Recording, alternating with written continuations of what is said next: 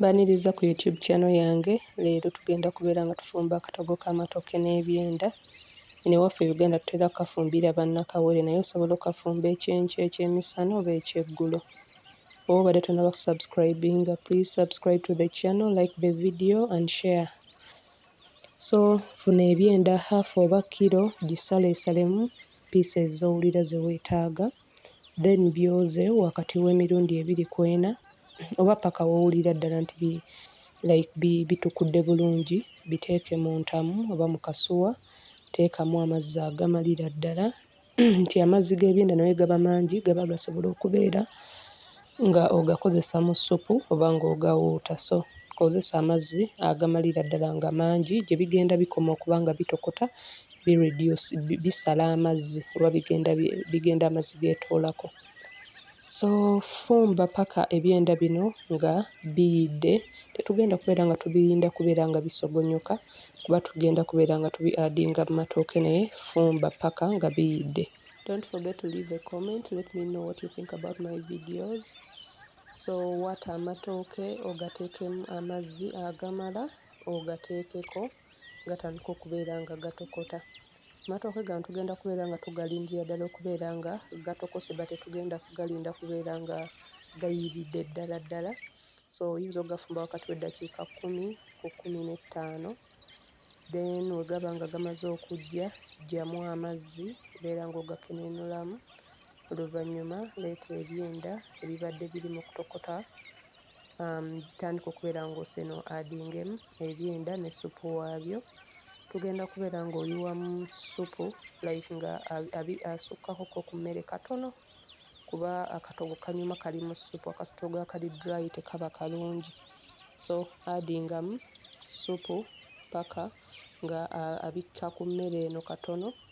Oluvannyuma tugenda kubeera nga kuno tu-addingako ebirungo bye tugenda okubeera nga tuteeka mu katogo kano. Ebirungo bino osobola okubeera ng'osooka n'obisiikako wabbali oba n'obifumbako, then oluvannyuma n'obi-addingamu, naye nze y'engeri eno gye ntera okubeera nga nkafumba. Nkozesezza ennyaanya 2, akatungulu kamu, green pepper agenda kubeera ng'ajjamu luvannyuma because green pepper talina kubeera ng'ajja nnyo, alina kubeera nga addingibwamu at last.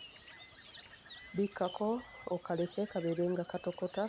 Bwe katandika okutokota teekamuko ku rosemary, oteekemu ekinzaali, ekiganda oba ekinnansi, oteekemu ne other spices z'oyinza okubeera ng'olina, black pepper, teweerabira katungulu kimu ne garlic oba katungulu kimu yekka gw'oyinza okukozesa.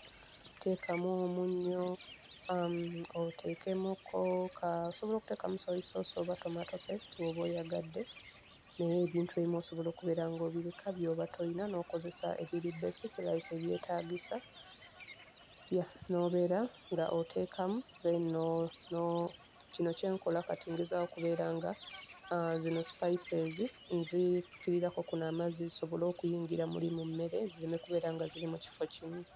Osobola okubeera ng'asoose n'ozitabulirako wabbali ezo spices eza powder, then oluvannyuma n'olyoka ofuna ssupu n'omukenenwa n'omuzza mu kabakuli n'omuyiwamukko, then n'olyoka obeera ng'obizza mu mmere. Teekamukko buto kuba ebyenda bino birina amasavu, so bikwata, naye buto abiyambako okubeera nti oba obitadde ku sowaani tibikwatirawo. Fumba paka olabira ddala nga emmere egenze ejja bulungi nnyo, testinze omunnyo na buli kimu.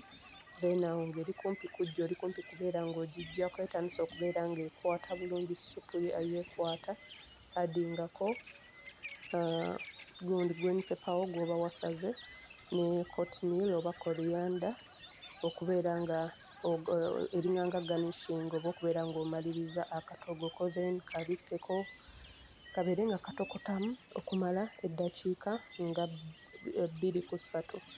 Nakozesezza Royco okubeera nga ssupu ono avaayo nga mukwafu, akatogo kabeere nga kakwafu, oleme kutuuka kubeera nga nkabega nga ssupu yenna w'amazzi. Then kabikkeko kabeere nga katokotamu. Oba obadde tonnaba kusubscribinga, please subscribe to the channel. Kiri important nnyo gye ndi okubeera nti osubscribinga, nolikinga video, share it with your family and friends. Akatogo kaffe kali ready, osobola okubeera nga kati okasavinga n'akasavinze nga ntaddeko ovacado ku side.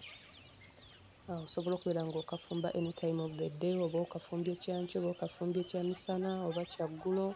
Kali tesiti kagezeeko oba obadde tokafumbangako bw'otyo, oba osobola okubeera ng'ontegeezaako ggwe engeri gy'okafumbamu. Thanks for watching. Please subscribe to the channel. Until next time.